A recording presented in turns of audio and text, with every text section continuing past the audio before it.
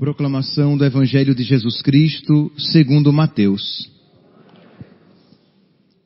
Naquele tempo, disse Jesus: Ai de vós, mestres da lei e fariseus hipócritas, vós pagais o dízimo da hortelã, da erva doce e do cominho, e deixais de lado os ensinamentos mais importantes da lei, como a justiça, a misericórdia e a fidelidade. Vós deveis praticar isto, sem contudo deixar aquilo. Guias cegos, vós filtrais o mosquito, mas engolis o camelo. Ai de vós, mestres da lei e fariseus hipócritas, vós limpais o copo e o prato por fora, mas por dentro estáis cheios de roubo e cobiça. Fariseu cego, limpa primeiro o copo por dentro, para que também por fora fique limpo. Palavra da salvação.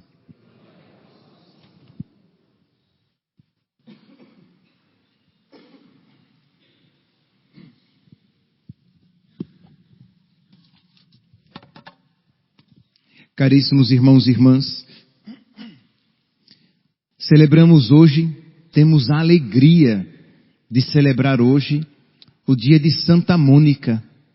Santa Mônica, mãe de Santo Agostinho, que é um exemplo de alguém que se santifica abraçando a sua vocação, vivendo profundamente a sua vocação. No caso dela, de esposa e de mãe. Mônica nasceu em Tagaste, por volta de 322, na África, norte da África, e de família cristã, católica, e se casou com um pagão, Patrício, com um pagão rude, um homem rude, de gênio muito difícil. E diz a história que ela se dedica à oração para ganhar aquele homem para Deus, porque ela sabia, como mulher cristã, que a responsabilidade dela como esposa é ganhar o seu marido para Deus. E ela então se dedica à oração e ao exercício da virtude, né? Não apenas rezar e ser uma mulher impaciente, geniosa, mal-humorada. Ah, mas eu estou rezando. Não, ela deveria rezar e se exercitar na virtude, para que o seu marido, vendo-a tão virtuosa, se deixasse convencer, por meio do seu exemplo, que aquilo que ela falava era verdadeiro. Porque, meus santos, não adianta, ou adianta muito pouco, você falar a respeito de Deus, quando o seu testemunho não reforça as suas palavras. Então, você, marido, você é católico, a sua esposa não é católica, e você fala de Deus para ela, ou ela não é católica como você, ela nem sequer vai à missa, e você fala a respeito da importância de ir à igreja, da importância de se confessar, da importância de receber a Eucaristia. Tudo isso é verdadeiro. Mas você, no seu dia a dia, você não se exercita na virtude para ganhar o coração dela. De modo que as suas palavras terão muito pouco efeito. Por quê? Porque embora você fale de Deus para ela, e até mesmo você reze por ela, as suas atitudes se tornaram um empecilho. Mas se você fala de Deus para ela, ou a esposa com relação ao marido, se você fala de Deus, por exemplo, né, da importância de receber os sacramentos, de se confessar, romper com o pecado, né, de buscar uma vida de oração, receber frequentemente a Eucaristia. Quantas vezes, só aqui um parênteses, quantas vezes vem maridos, que a gente sempre coloca o contrário, né? Da esposa que reza pelo marido. mas não são poucas as vezes, de maridos católicos, homens católicos, que vêm à igreja, que vêm para um aconselhamento, ou ali no meio da confissão, relata algo como que: padre, a minha esposa é tão difícil, ela não quer se submeter a Deus, ela não quer ser obediente aos mandamentos de Deus.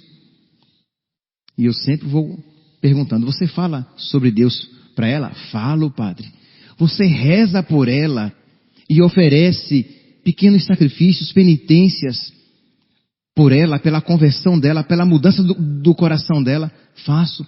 E você procura ser um marido paciente, generoso, carinhoso, para ganhar o coração dela.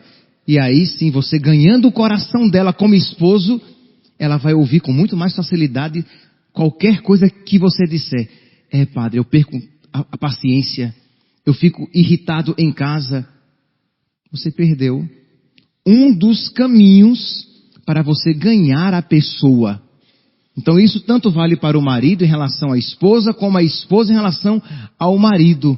Isto é, a virtude exercida, vivida em casa, é um dos instrumentos poderosos para você ganhar o coração do seu marido, da sua esposa. Então Mônica, ela vivia a virtude e procurava ser paciente, generosa, bondosa com aquele marido que não fazia por onde merecer. Mas é geralmente quando a gente menos merece, quando a gente mais precisa. E ela rezava pelo seu marido, ela oferecia penitências pelo seu marido, e ela procurava ser uma boa esposa ao heroísmo, suportando coisas que normalmente não se suportaria. Mas quando nós, meus santos, pedimos a graça de Deus e somos movidos pelo amor de Deus, nós nos tornamos capazes de fazer coisas que nenhuma lei nos obrigaria. Isto é, o amor de Deus, a graça de Deus nos capacita a fazer coisas e a querer fazer aquilo que nenhuma lei obrigaria. Então, o sacrifício daquela mulher. E aqui, meus santos, exatamente neste caminho em que ela se dedicava a ganhar a alma do seu esposo para Deus, que ela se santificou, que ela salvou a sua alma. Nós tendemos muitas vezes a ver, isto é, aquilo que a graça de Deus fez por meio de Mônica. E é verdade.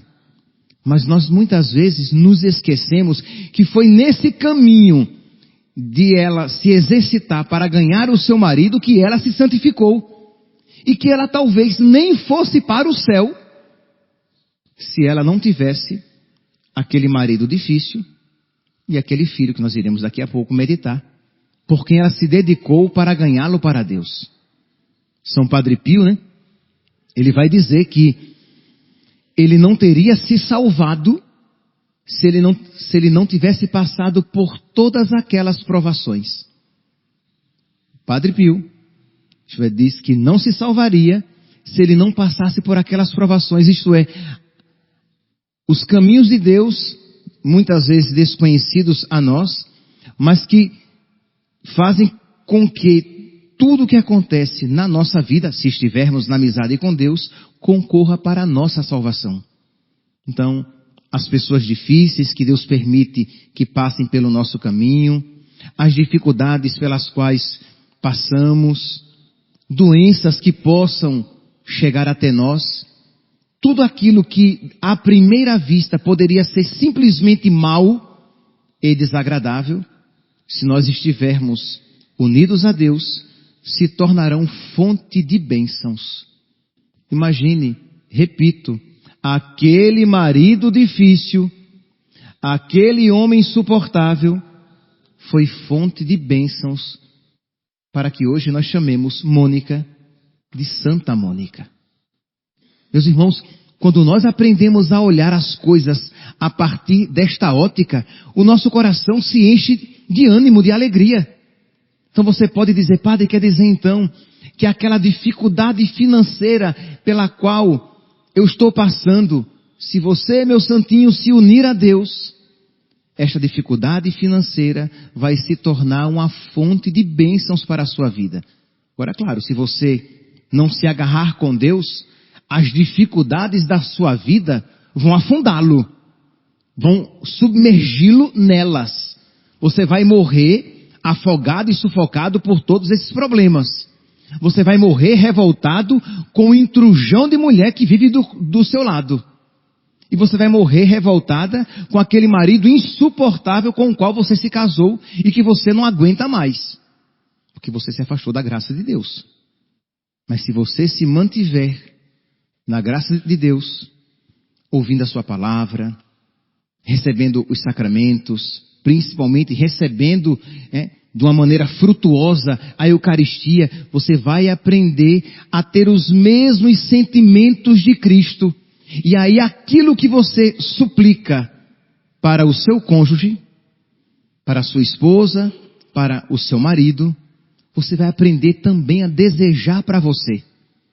Santa Mônica rezou tanto pedindo a conversão do seu filho, e rezou tanto pedindo que ele se libertasse dos seus pecados e que ele se arrependesse dos seus pecados, que ela também aprendeu a detestar todos aqueles pecados, inclusive na sua vida. Na oração coleta da missa de hoje, a igreja pede a nós, pede para nós, a graça da contrição perfeita, que nós também choremos os nossos pecados. Que graça, meus santos. Que graça. E assim, eu gostaria que você compreendesse que isso é uma graça. É uma grandiosa graça. E que existem pessoas que passarão por esta vida e que nunca a experimentarão. Nunca terão a alegria de chorar os seus pecados porque eles ofendem a Deus. A Deus que não merece ser ofendido, muito pelo contrário, que merece ser amado e muito amado. Então Santa Mônica combateu tanto, odiou tanto os pecados no marido e no filho, que ela também aprendeu pouco a pouco, cada vez mais, a odiar aquilo que existia de pecado e imperfeição no seu coração. Porque não é que Mônica já nasceu santa, né? Lembremos-nos que ela não batizou Agostinho pequeno. Ainda bem que no céu não tem acusador, né? Mas aqui na terra a gente lembra. Olha, ela não batizou Agostinho pequeno. Foi erro dela, como mãe. Vou esperar, depois de velho, depois que ele pecar muito, ele se batiza. Quer dizer, privou o filho da graça sacramental. Privou o filho da filiação divina. Então aquela mulher que tinha algumas virtudes, mas que era imperfeita, que tinha pecados, ela foi também progredindo. E Deus a salvou, tornando-a, entendamos aqui, salvadora. Deus a santificou, tornando-a instrumento de santificação. Porque nós tendemos a olhar apenas o que a graça de Deus fez por meio dela, na vida do marido, na vida do filho, mas nós nos esquecemos, e é primordial que nós nos recordemos que exatamente neste processo Deus foi trabalhando no coração dela. Por quê? Porque isso faz com que nós vejamos de uma maneira diferente quando você tem pessoas difíceis na sua vida, a quem você é chamado a amar e a servir, e você dizer, mas Deus está trabalhando na minha alma exatamente neste processo. E aí, quanto mais difícil a pessoa se colocar na sua vida, seja o seu marido, sejam os seus filhos, sejam aquelas pessoas por quem você reza. Aqui recordamos tantas mães espirituais, de um modo particular dos sacerdotes, que rezam pelos sacerdotes. Não tenha dúvidas que o diabo vai querer colocar no seu coração motivos para você desistir daquela empreitada. O diabo vai querer colocar no seu coração ou desespero, não tem mais jeito, aquela pessoa é muito difícil, não vou nem mais rezar, ou colocar antipatia, raiva até para com aquela pessoa, para que você desista de rezar por aquela pessoa, de modo que talvez ela se perca, porque Deus queria salvá-la por meio das suas orações, e você também, porque no exercício das suas orações, penitências e intercessão, que Deus o salvaria também. Diz aqui a história que Santo Agostinho, depois da morte do pai, ele foi estudar fora, foi estudar em Tagaste, não, foi estudar em Cartago, e lá, na África, ele se entrega aos vícios, à luxúria, né, à orgia, a religiões pagãs, e Mônica se inquieta. Quando ele volta formado de Cartago, seu pai já havia morrido, sim, só Patrício se converte um ano antes da sua morte, se deixa batizar e morre na graça de Deus. Mônica ganhou uma alma para Deus, a alma do seu marido, a sua parte, a sua cara metade. Pois bem, quando Agostinho volta formado, ele começa a se sentir meio que sufocado com a sua mãe, que estava em cima dele, porque ele voltou cheio de vícios, cheio de erros. E a mãe não desistindo do seu filho. Mães, pais, não desistam dos seus filhos. Ah, mas se eu insistir muito... Entenda, você tem que ter um pouquinho de equilíbrio, ok. Mas saiba, quem está no pecado não vai gostar da sua insistência, por menor que seja, para a mudança de vida dele. Então, tudo que você pedir, tudo que você quiser e tudo que você pedir para ele, para ela, vai ser demais. Então, por amor a Deus, não se importe de ser chamado de chato, de ser chamado de chata. Que a mínima pergunta que você fizer, meu filho, você está indo à missa aos domingos? Ah, mãe, a senhora também fica perguntando o tempo todo isso. Não é nem verdade. Você nem pergunta o tempo todo isso. Mas você pergunta de vez em quando. Quando você vê um namoro diferente, e você pergunta, meu filho, minha filha, você está se comportando, né? Lembre-se que a vida neste mundo é como um sopro, e que os pecados mortais nos levam para o inferno. Não faça aquilo que vai fazer com que você se arrependa por toda a eternidade. Pelo amor de Deus, não dê essa tristeza à sua mãe e a Deus. Mas Fábio, mas se eu disser isso, ele vai ficar irritado, ela vai ficar irritada. Meu santo, esta é a atitude de quem está na desgraça, de quem está no pecado e quando é advertido. E você não queira sair bonita na fotografia, queira agradar a Deus. São Paulo dizia, eu sei que é noutro contexto, mas se aplica a este. São Paulo dizia, se eu quisesse agradar os homens, eu não seria servo de Cristo. Então, mamãe, não queira agradar seu filho, seja serva de Cristo. Papai, não queira agradar os seus filhos primeiramente, queira agradar a Deus. Então, você vai ser, em alguns momentos, para ele pelo menos, inconveniente, desagradável. Mas você vai fazer isso porque você deseja a salvação da sua alma, da alma do seu filho, da sua filha e consequentemente da sua. Porque a sua salvação passa pelo exercício da sua paternidade, maternidade e da sua vida matrimonial. Então, quando Agostinho volta de Cartago, Mônica vai para cima porque viu que o filho estava totalmente transviado, estava adjodiado com uma mulher de uma vida não muito piedosa. Com ela tiveram um filho. Então Mônica estava ali aperreada com aquela situação. Agostinho então resolve ir para Roma. Vou dar no pé, vou sair daqui, essa minha mãe em cima de mim o tempo todo, só falando de Deus, de inferno, de pecado, de que eu preciso me converter, de que eu preciso abandonar as religiões falsas, de que eu preciso me tornar católico, crer em Deus Pai, estou fora. Vou para Roma, eu vou também. Aí os dois, ela cola no seu filho e que jeito? Ele diz, vamos.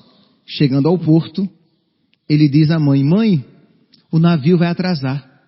Vai rezar um pouquinho na igreja, vou visitar uns amigos e depois a gente se encontra.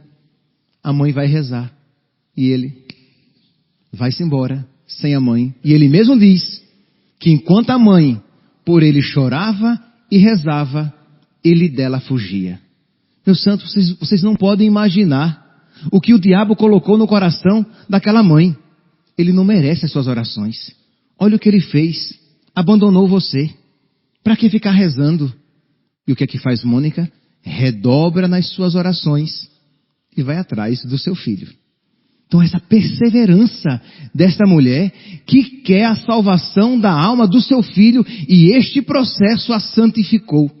Meus santos, vamos lá.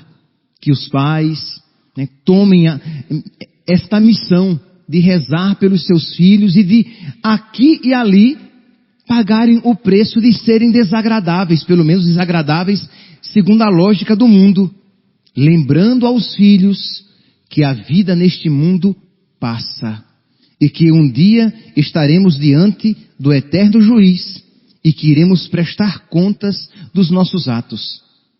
E que isso façam pelos filhos, que isso o marido faça pela esposa, a esposa faça pelo marido, e sabendo que isso não será apenas causa de salvação para o outro, mas para você. Mutatis mutandis, isto é, um sacerdote que luta para ganhar almas e o maior número de almas, exatamente neste processo que ele se santifica também.